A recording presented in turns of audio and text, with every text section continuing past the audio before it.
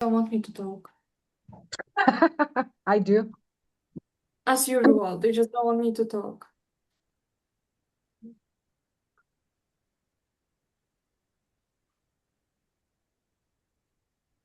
Hello, everyone. Thank you so much, Borislav, for inviting me to your channel. I'm so happy to be here. My name is Olivia Azayana, and for about 5 years already, I've gone through my third eye awakening, the awakening of my eternal ancient eyes that opened my vision to perceiving other planes of reality, and that allowed me to develop certain methods of self-healing that are meant to assist everyone on their path towards remembrance. So today I would like to share with you a couple of information that I do believe that some of you might find useful on your path. Today, the main topic that I planned for today's conversation is the influence of the ancestral imprint as well as incarnational blueprint, meaning we are going to look into this very interesting aspect where we might start to ask ourselves what is really influencing us in this life, why some of us are easily manifesting it in this reality, why some of us are coming across different obstacles on our path, what are these different aspects of our soul history that might be potentially having an influence on us in this incarnation. And that brings us to the subject of the ancestral imprint as well as incarnational blueprint, which actually represent the two main aspects of influence on this incarnation, and they also present us with certain tools that we can use in order to be able to manifest more powerfully on our path. I would like to share with you a small presentation that I prepared for this meeting, a presentation that I do believe will help us navigate through the main aspects of the ancestral imprint and the incarnational blueprint, and it will help us realize how some of these different energetic influences are pretty much shaping our path in this lifetime. Having said that, I guess we are good to go. I'm going to start with the first slide. So, as I said before, we have two main influences, two main aspects of our being that pretty much shape our embodiment, identity, emotional patterns, and spiritual abilities. Even when we are asking ourselves, like, where is my actual personality coming from? Why am I the way I am? We can actually look at it that our current lifetime that we are going through at this very moment, it is actually almost like a cluster of all of our other embodiments, because every single experience that we had in our other incarnations or certain experiences that we picked up on through our ancestry, all of them in a way are creating a certain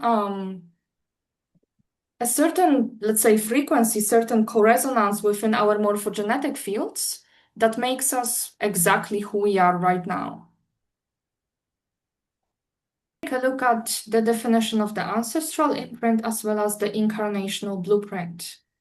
When we talk about the ancestral imprint, this information, let's say, that is contained within it, obviously originates from our parents and from the two bloodlines that we enter into. And as we are going to see through the next slides, ancestral imprint is a pretty interesting topic because we do have a certain area in our body, which is referred to as the 8-cell cluster, the first 8 primordial cells within our tailbone that actually contain all of the information about our ancestry and how possibly this ancestry is going to influence us within this incarnation.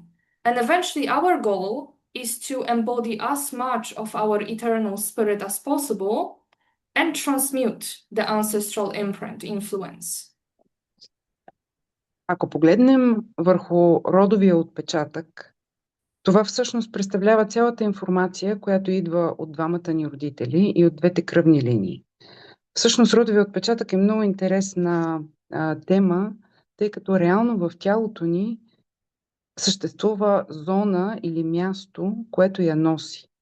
Това са първичните 8 клетки или на английския cell cluster, които съдържат всичката информация, която е запечатана в нас, идваща от двете родови линии.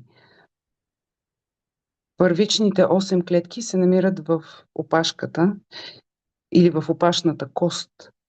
И нашата основна цел в този живот би била да трансформираме и да реализираме целият потенциал, който носим и който доста често е блокиран. While when we take a look at the incarnational blueprint, we can actually perceive it almost like a memory architecture of all of our previous embodiments. And all of the information contained in our incarnational blueprint is stored directly within our DNA template. So in a way, the more of our cellular memory we are awakening and all the DNA activations that go along with it, we do get more memories about who we used to be before, who we will be in the future, as well as we get a much deeper level of information and connection with our personal soul essence. So none of these have to be perceived as negative. For example, ancestral imprint can be a source of wisdom coming from our, ancestors that can provide us with certain guidance on our personal path in this lifetime. As well as the incarnational blueprint also allows us to get access to the wisdom from our previous incarnates, and they can also pretty much serve as our personal guides as we navigate through this journey.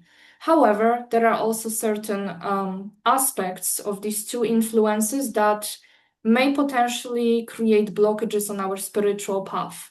So we are going to take a look at these two aspects of our being, and we are going to see how these two influences sometimes almost like influence our path, not always in the most positive way, and we are going to learn certain ways how to overcome these patterns and build new ones, more transformative ones. So we are going to start with looking deeper into what is the ancestral imprint. As we already know, ancestral imprint pretty much contains the information carried from our parents and also the lineage from which they originate from. Ancestral imprint is not just anything like a psychological inheritance. It is pretty much epigenetic. It is located within our epigenetic overlay, which we can perceive as almost like a veil that surrounds our, biological DNA. And what the epigenetic overlay does is that it is shaping the further expression of genes.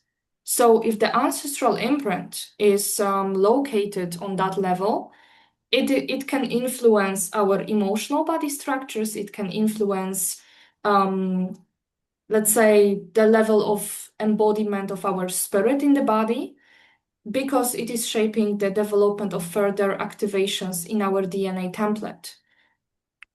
Influence of the ancestral imprint pretty much begins already at conception. We are going to look into that in a moment. So looking into it this way, when we analyze the ancestral imprint, it is important to look into certain lessons that we may see within our parents' relationship, or that we can see in general in our ancestry, because certain unresolved experiences of the lineage itself might affect our path too. So it's almost like we enter a certain incarnation, and a part of the spiritual work that needs to be done is actually identifying these ancestral patterns and transforming them so that they do not have an influence on our lives directly.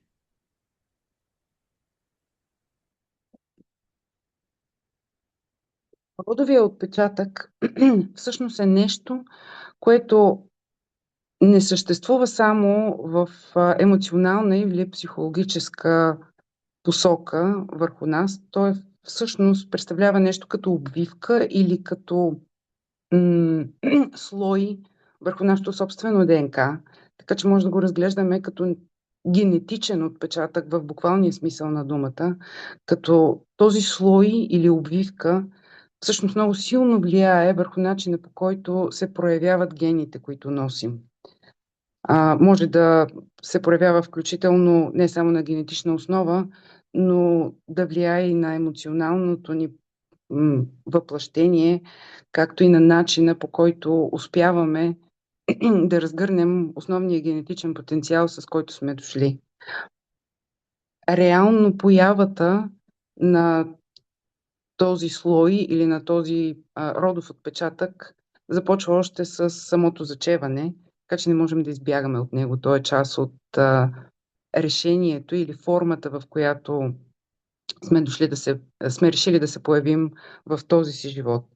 Така че някои специфични уроци или повтарящи се модели, които могат да бъдат наблюдавани в нашите родители или още по-назад в родовете, които са се събрали, за да се появим ние, много често съвсем целенасочено са неразрешени казуси, които са уроци за решаване и разпознаването им, идентифицирането на тези модели, както и трансформацията им през нас, всъщност е важна и основна цел, за да може да проявим себе си в най-добрия вид.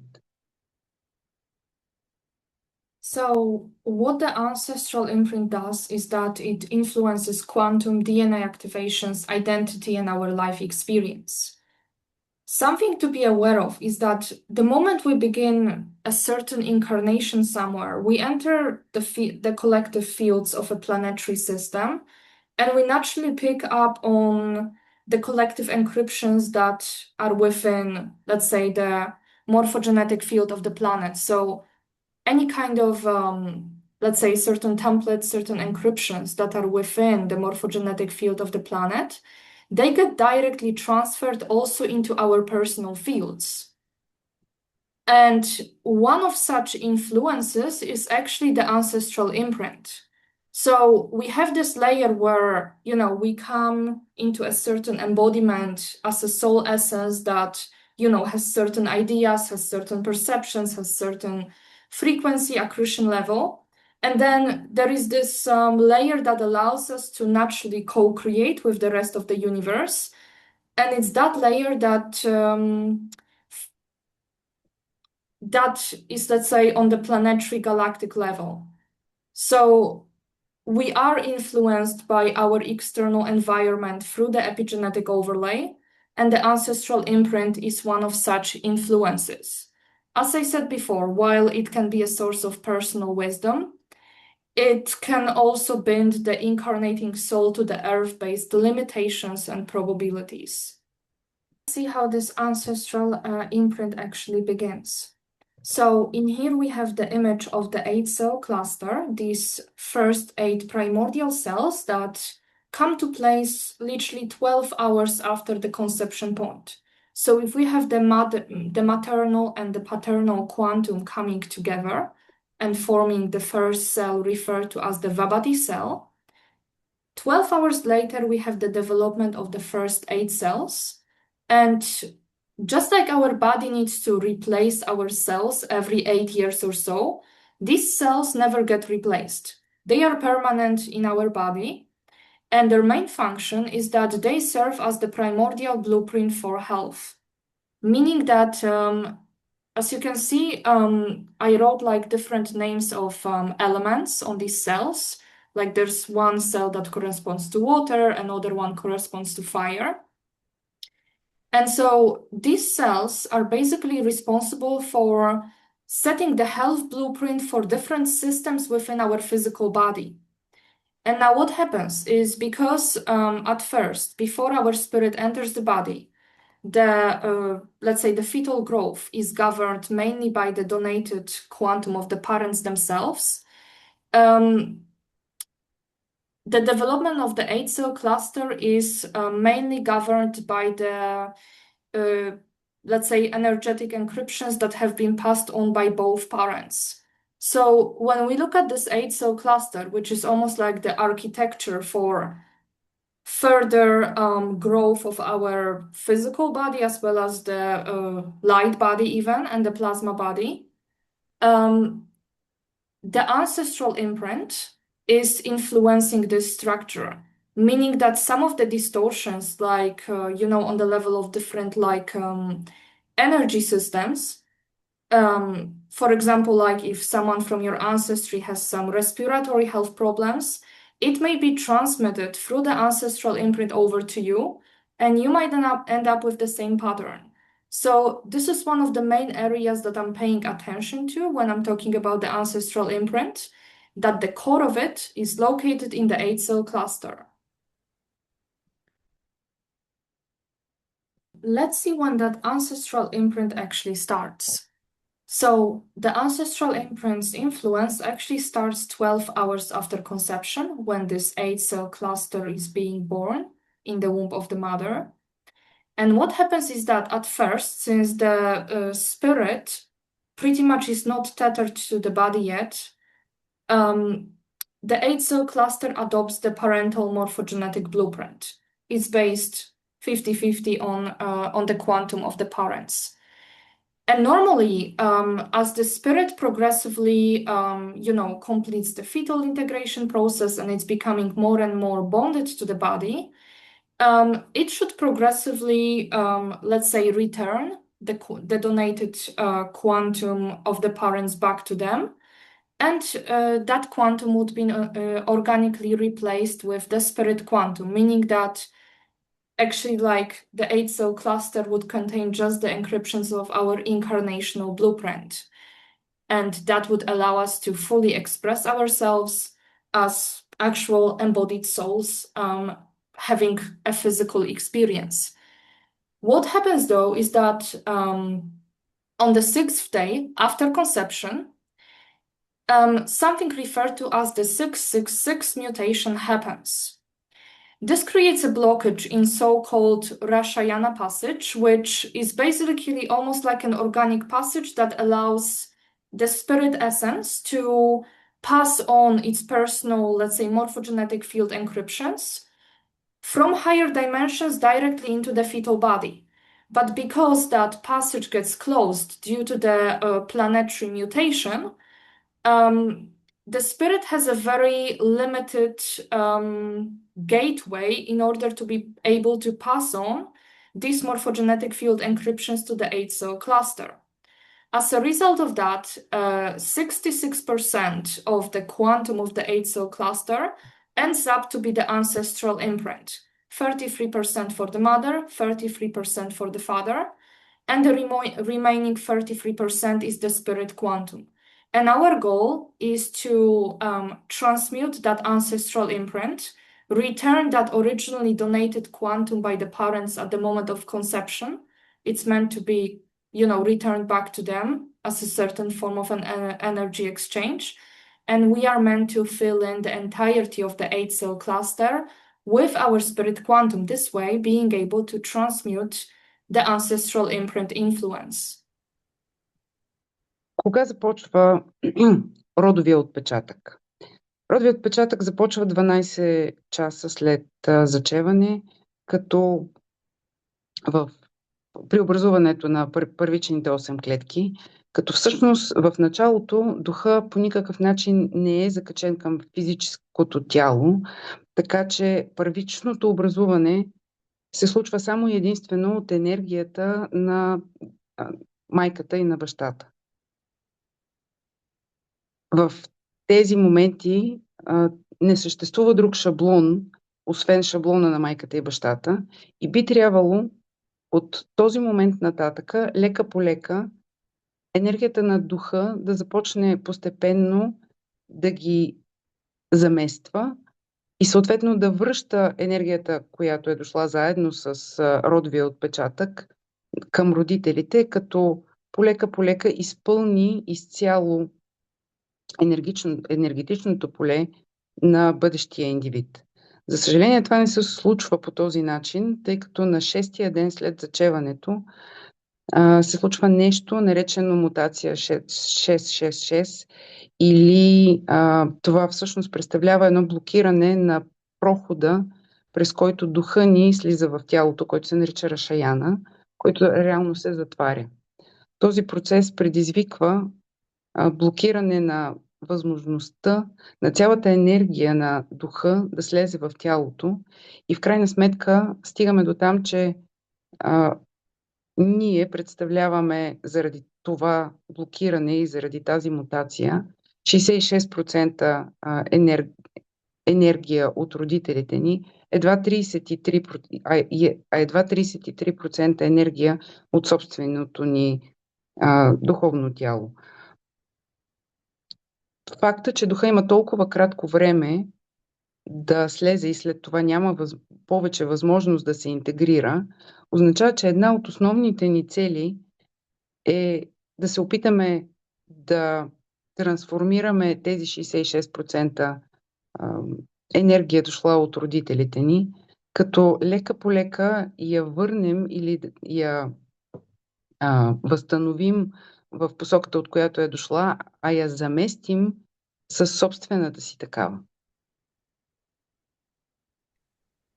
And the ancestral imprint is pretty much also related to the reason why we struggle to ascend out of this planet, meaning that we are forced into like a continuous incarnational cycle, and there seems to be no escape from it.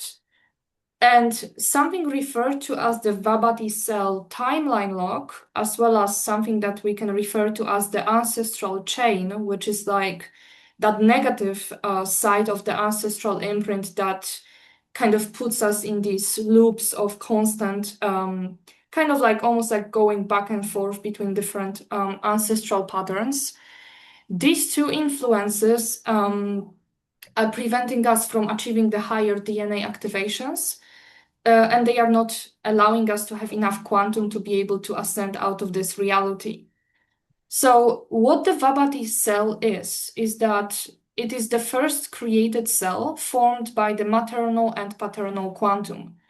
This cell locks the incarnate to a specific space-time location on Earth, meaning that if you are born on a certain year, on a certain timeline, it's not like you can jump to any alternate timeline or to a higher dimension, because that cell is like phase locking you within that specific time-space location. So this is like one of the reasons why our soul gets fragmented, like we struggle to even transition to the next embodiment because of that, let's say, timeline lock. And that makes us more vulnerable to ancestral chain, because sometimes if you are not even able to transmute that Vabati cell, which should be a natural part of the activation process, you may even end up incarnating over and over in the same family line, just repeating the same ancestral lessons. In organic circumstances, on the 144th day after conception, something referred to as the Yala seed, which is like a primordial blueprint of your eternal self, activates in your anatomy, and that Yala seed, that organic encryption of your eternal self, is meant to assist you with transmuting the quantum of the Vabati cell. However, since that doesn't happen, the Vabati cell remains active and our spirit essence becomes bound to the timeline that it chose to incarnate into. It's worth noting that the first step in transmuting all these blockages that we are talking about is actually just becoming aware of these patterns.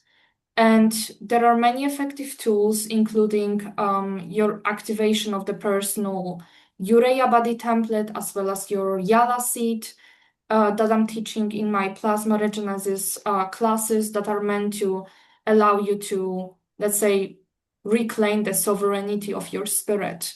So learning about these patterns is not meant to create another layers of fear. It is actually meant to help us gather that awareness, because the moment we realize that there is a certain pattern present in our lives, whether it's incarnational or ancestral, that doesn't matter, that pattern stops having an effect. Just the awareness of it is the first step towards its transmutation. On the image here, on the slide, you can see how the YhU-Rha'yah seed looks like. It looks like this beautiful, shiny emerald golden seed that is located in your tailbone. So it's almost like it's in the middle of your 8-cell cluster. And the moment you activate it, it's almost like its frequency creates like the protectorate zone around the 8-cell cluster, and it is allowing us to progressively transmute all the ancestral imprints that are located within the 8-cell cluster that may be potentially having an effect on our health blueprint. And another function of the YhU-Rha'yah seed is that it is actually allowing us to reconnect with our eternal self-identity, which is pretty much like our highest expression within the entirety of creation. And it is allowing us to maintain coherence with the Christic laws of creation. It's almost like the moment you embody that YhU-Rha'yah seed, it is meant to serve as a moral compass on your personal experiential journey. Kind of like revising all the information that we gathered about the effects of the ancestral imprint, there are like 5 main areas of influence of the ancestral imprint. First of all, its main impact is on the emotional body. Ancestral imprint may trigger the inner child wounds, or we may experience inherited fears. So like something that, like your mother or your father used to be afraid of, you might inherit it somehow. Or let's say if one of your parents had a difficult childhood and they haven't worked through these patterns themselves, they might almost like reflect the same pattern over to you. The next influence are the behavioral tendencies, which may include, all sorts of behaviors that we pretty much inherited after our ancestors, like the self-sabotage patterns, survival responses. Our nervous system is usually inherited, especially after the father's influence. Like this is what I've seen many times among my sessions, that usually the nervous system contains mostly the quantum of the, let's say, the paternal line.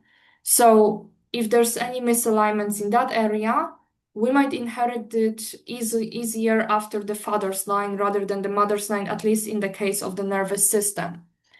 So very often, like, there's like this saying, in English, like father, like son. And this is all the effect of the ancestral imprint that is trying to almost like make us be in the same way as our parents, in order to keep us in a loop of taking, on all the other patterns of, everyone around you, instead of being able to embody your own spirit. So these are like something that I'm referring to as, overlays on your perception. Ancestral imprint may be also a cause of health distortions, so-called genetic diseases, and almost like inheriting certain chronic or temporary illnesses. This is all caused by the ancestral imprint and its early influence on the development of the 8-cell cluster, which is your primordial health blueprint. Ancestral imprint might be also creating timeline attachments. For example, if there's been let's say like a big trauma happening within your ancestry, and there's like a lot of souls that got almost like stuck in time because of that event, like a massive collective trauma in the ancestry. It's almost like all the other souls are also getting attached to that timeline. And then you might be unconsciously transferring the distortions from that timeline over to the present. Let's realize that time is actually simultaneous. So if there is like a group of souls going through a trauma on a past timeline, then this is all very relative. The timeline is actually still taking place, thus it is still having an influence. And additionally, the ancestral imprint might be reducing our access to the personal soul quantum, lowering the ability to reconnect to the eternal identity. One of the things that I was talking about in one of the workshops, I do believe that was an event about the conscious motherhood, is that if let's say your mother has 4 DNA strands activated and you have like 7 DNA strands from a previous lifetime, you're going to incarnate with only 4 activated because the level of the activations in the DNA of the mother and the father determines how much you can embody at least the moment you are born. And then as you transmute the ancestral imprint, you can activate it further. Let's just briefly take a look at these main types of the ancestral imprint. As you see, there's multiple layers to it, and I just want to focus on these most important ones. For example, let's be aware that the ancestral imprint is pretty much stored within the various biological and energy codes within the DNA template. And these codes in the DNA pretty much record the ancestral traumas, survival patterns, emotional memories. All of it gets encoded within our DNA template, and then it may later manifest within our emotional body. So when we look at certain, especially like emotional, mental body afflictions, very often they are encoded in our ancestral imprint, and they may be a result of what we've either gone through or what our ancestors have gone through. Another layer of it would be something referred to as the birth transduction layer, where we actually have a set of, let's say, certain overlays that we pick up on the moment we come out through the birth canals.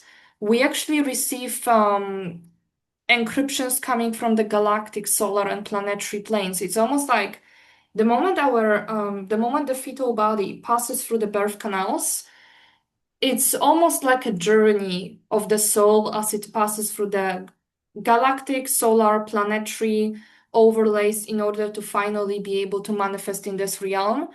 And all sorts of astrological overlays, such as the zodiac overlay, all of them have a big influence at that time.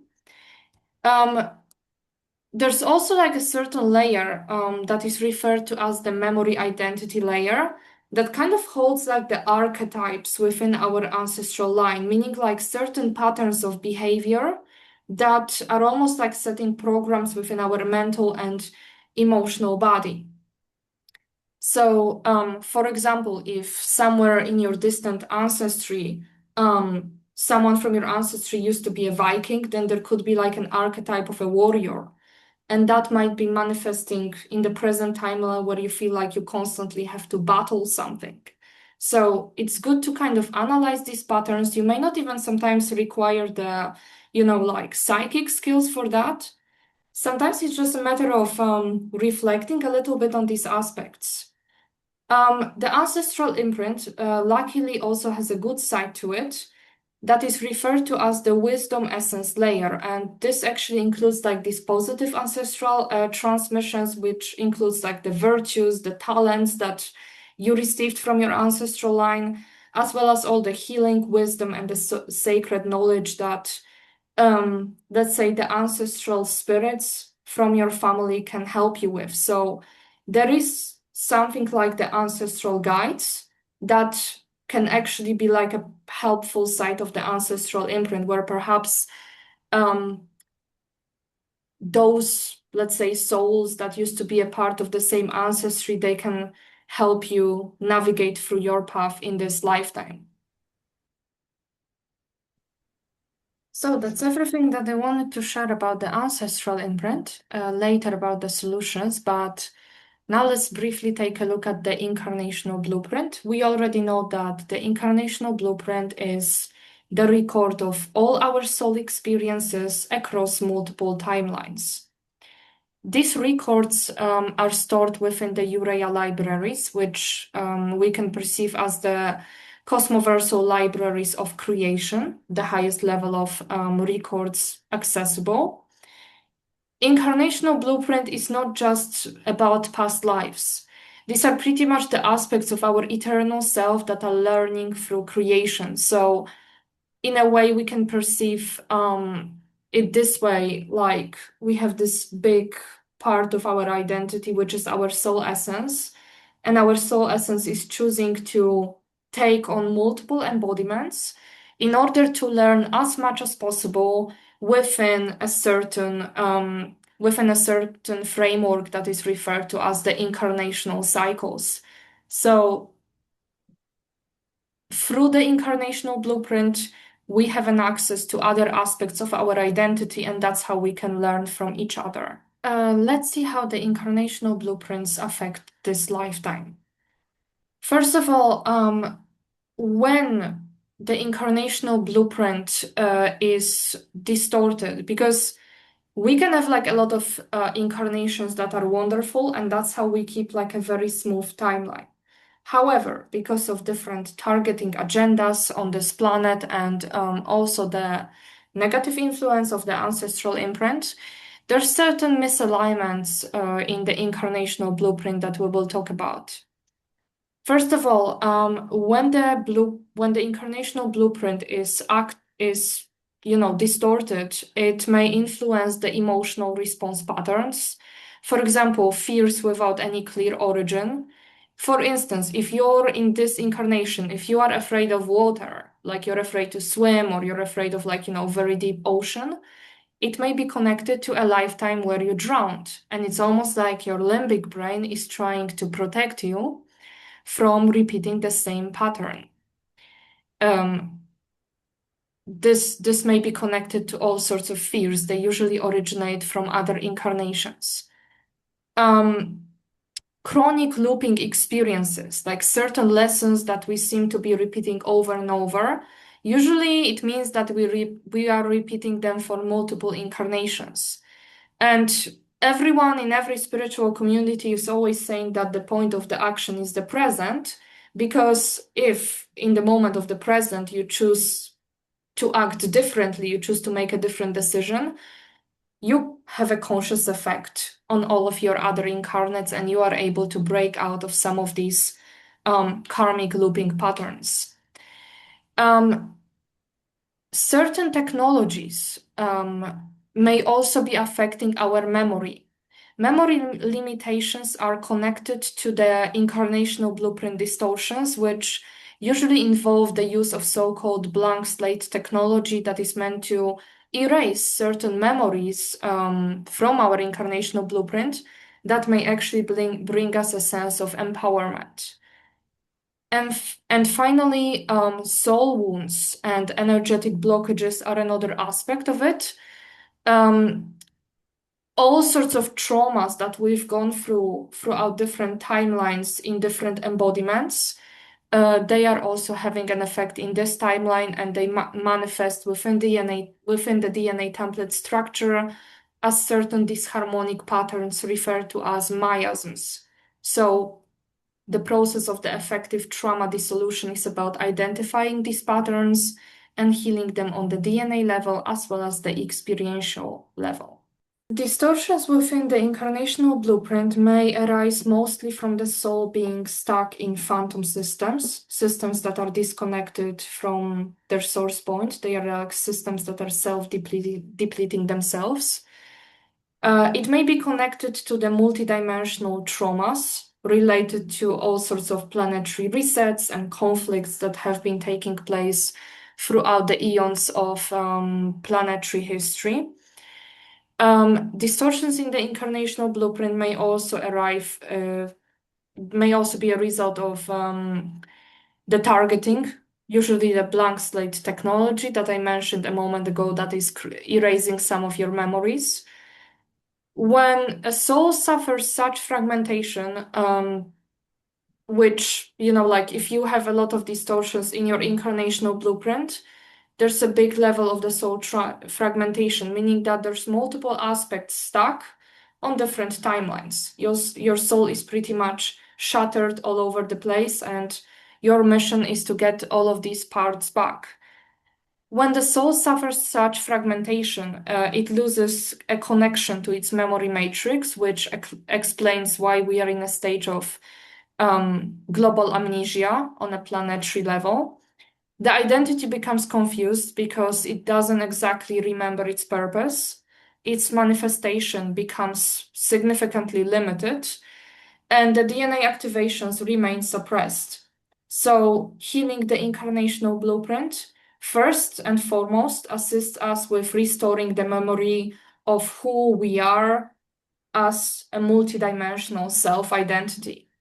Let's just briefly take a look at the main types of incarnational blueprint. First of all, we have the past life trauma imprint, which includes the emotional or physical pain carried from other lifetimes.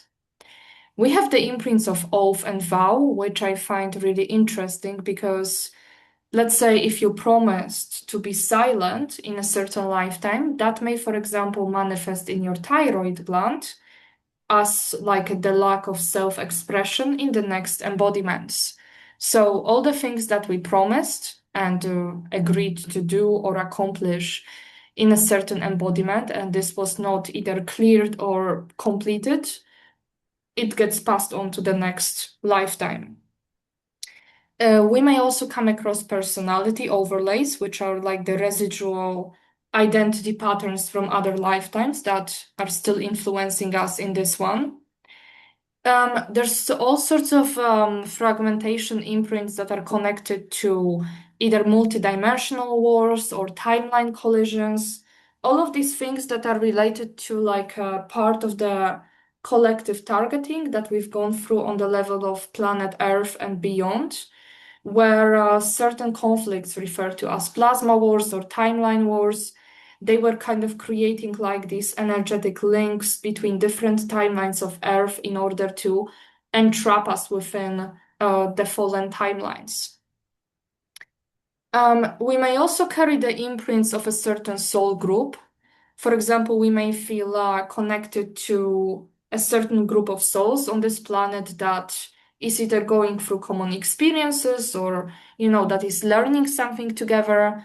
There could be also all sorts of influences from the planet. Let's say, like, we may feel connected to certain places that we used to live in other embodiments. All of it gets encrypted as we are exchanging codes with the planetary grid itself. Karmic time loops is another aspect of it, where if we have like a certain lesson that we're going through, and as I said before, we go through it constantly and constantly, that does create almost like a vicious circle that we eventually need to break out of. And we also have something referred to as the talent crystals, which are pretty much these positive sides of the incarnational blueprints, the gifts carried by other aspects of our identity, other incarnates, other multidimensional selves. Because since we have a certain mission set for a certain incarnation, we need certain skills and gifts for it.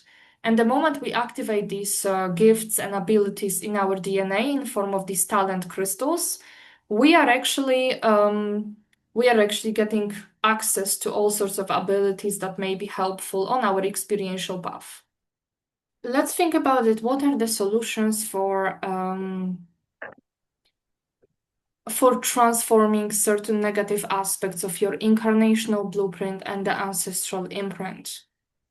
So obviously, remembrance of these past lifetimes, as well as breaking the generational trauma, is one of these. But there are certain other, I would say, very powerful remedies that can actually assist us on this path.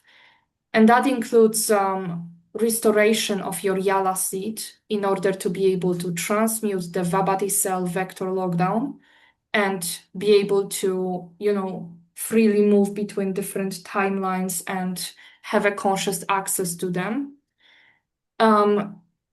Another aspect of it includes progressive work on the bioregenesis of your DNA template in order to clear any miasmic blueprints, the distortions that, create blockages in our DNA to trigger more activations to come, as well as reintegrating the actual soul aspects that may be scattered through different timelines. When this happens, when our conscious identity is actually utilizing these eternal body mechanics, especially the blueprint of your Yala seed, which is, the first encryption of your eternal self, the moment it goes into the fields of externalization, we manage to reclaim back our sovereignty, quantum, and access to our eternal identity. So things get much easier once we realize that there is the eternal body anatomy that is there to help us transform these patterns that for eons have been creating overlays on our perception and our way of being. Just to kind of summarize everything I've talked about so far, since that was quite a lot of information, a human incarnation is not just one story, it is a set of all sorts of stories that we've gone through as a multidimensional identity. We carry the earth lineage, which is the ancestral imprint, as well as the soul lineage that is within our incarnational blueprint. Without the awareness of these aspects of our being, these forces define our life unconsciously. It's as if all the time we are being pretty much unconsciously manipulated by all sorts of overlays that prevent us from our authentic self-expression. With awareness of these blueprints in our body, we repattern our embodiment toward the eternal blueprint, being able to freely express ourselves as an eternal self essence. I suppose this is everything that I wanted to share here in this presentation. I hope that for all of you that have been watching this was somehow helpful to you and brought you a certain basis throughout which you can continue your further healing work. Thank you so much for listening. The first one, thank you for accepting a meeting with Bulgarians. I'm very happy to be here, and somehow I've been getting a lot of people connecting with me from Eastern Europe, so I think there's a reason for that since I'm from Eastern Europe myself. I'm from Poland. So the question is, what happens to our vertical flow when the physical body is in a horizontal position? Okay, that's actually a very interesting question. Gargana, maybe you can first translate and I will try to think of a good answer to this. So when it comes to the vertical and horizontal position, let's keep in mind that our planet has its own vertical alignment as well, and it has its horizontal alignment. This is called the staff, is the vertical. The horizontal is referred to as the rod. And now when you stand straight, you connect with you're supposed to connect with the vertical axis of the planet. However, our planet is 23 degrees tilted to its axis. So we don't necessarily always get into that perfect vertical alignment. However, when you lay down, you're aligned with the rod of the planet, the horizontal chamber, that actually has the ability to also bring in all sorts of energy flows. So what I'm experiencing often on a personal basis is I need to lay down horizontally to be able to pick up certain sorts of frequencies, while sometimes I need to sit straight. That depends whether usually when I'm picking up energies and gathering them, I'm laying down. So I'm aligned with the horizontal. But when I stand straight, I transmit. That's been my personal experience with it. But each one of us has a different anatomy. So you might find yourself more aligned, kind of like when you're sitting down, when you choose to meditate. I personally prefer to lay down. It's all dependent on your own personal alignments and your connection with the planetary body. I hope that makes sense. It's also connected to that vertical horizontal position. Is there an effect if techniques such as Illuminaire or the flames of YhU-Rha'yah are performed in a horizontal position? Yes and no, because if you are usually sitting down, then it's easier to connect with your Trantine window as well as the Trantine window of the planet, right? Because you're kind of facing, let's say your vertical alignment is kind of this way, so the currents are descending from the top. However, in certain situations, the energies of the flames of YhU-Rha'yah sometimes are coming from within. So they might come out of so-called Euradian points of your anatomy or from your ephema heart. So they might come from within. And that's when it might be easier for you to just lay down and feel these energies just flowing through the inside of your body. So again, it's a matter of personal preference. I personally prefer to work with the flames of YhU-Rha'yah when I'm laying down, because sometimes what happens is that because of the distortions of the planetary vertical axis, we are receiving like a lot of these distorted currents from above. Like, the satellites are in the Earth's atmosphere, we have the frequency fence. It's almost like as if you have like a dome above your head. If you're laying down, this is a lot less significant, and sometimes it might be easier for you to work with energies.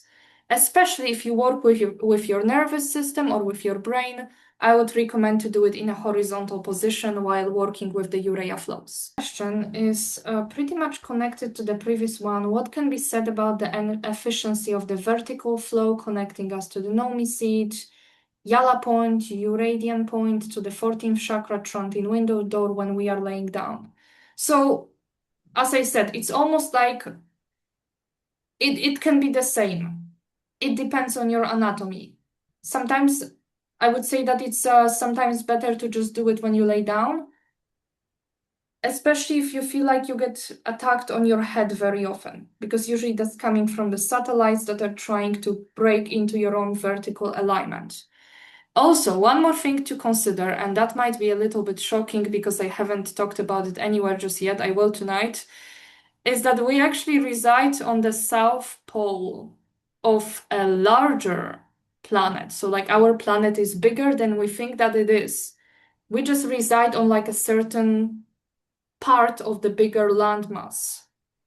And so we are located there on the south pole. So it's like it's as if we have like this entire planetary life field that we haven't explored yet, but we are like right at the bottom because of the pole reversal. So the question is, are we really connecting like to the vertical axis of our planet when we are standing? Or are we collecting to like, let's say, the other side? If that makes sense. Like imagine that you're standing at the bottom of the planet. Then it's like you're facing with your crown actually like down instead of up.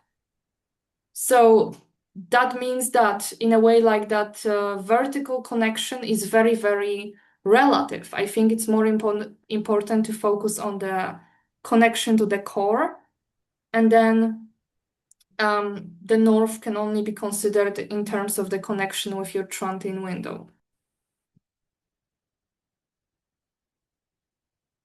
I know that's difficult to explain. It's gonna get better as I get along with this new information, but do your best. Just look at it this way, because maybe that's gonna be helpful for Gergana who's translating. Like, if we have the north here and we have the south here, let's imagine that we reside like right on the south here.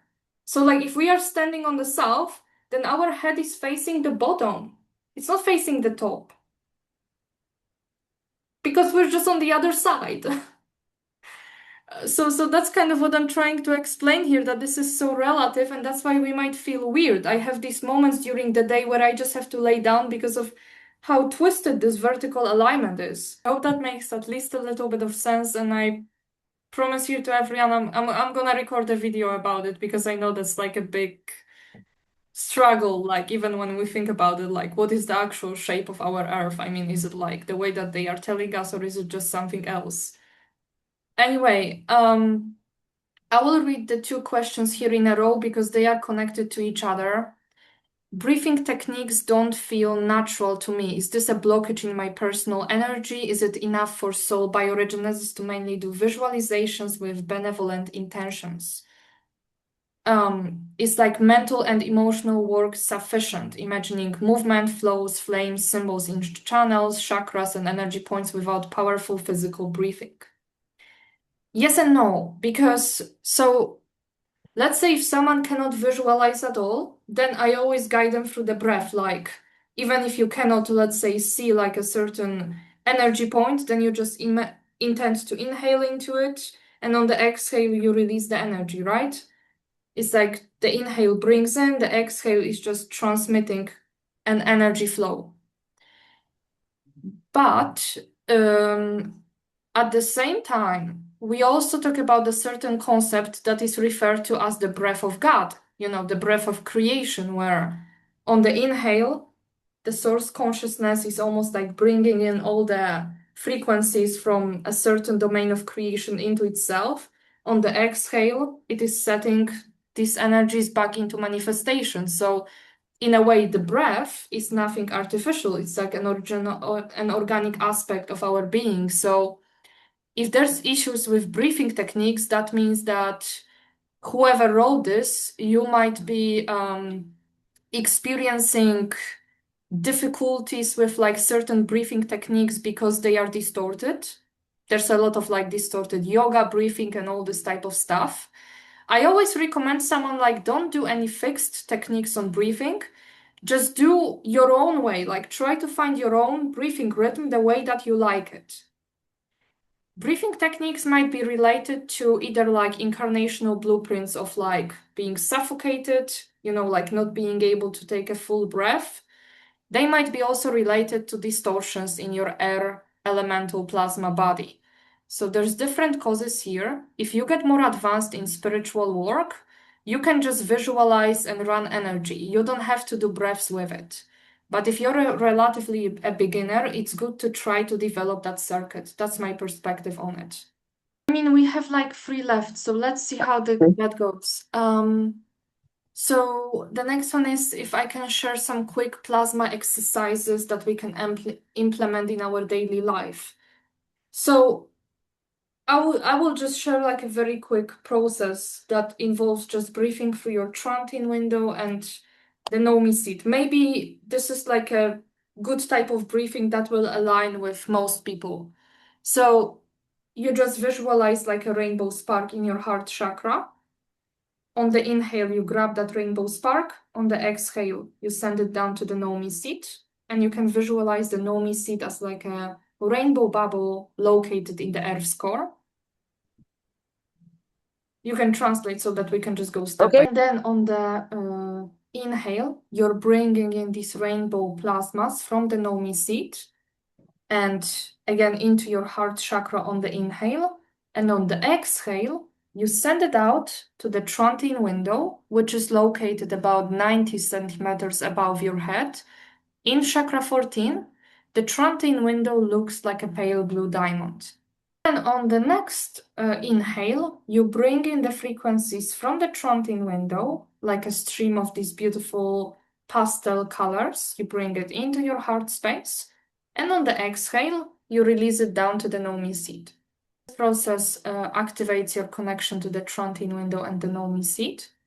And then on every inhale, you're bringing in the frequency from the trunnion window and the Nomi seat simultaneously into your heart space.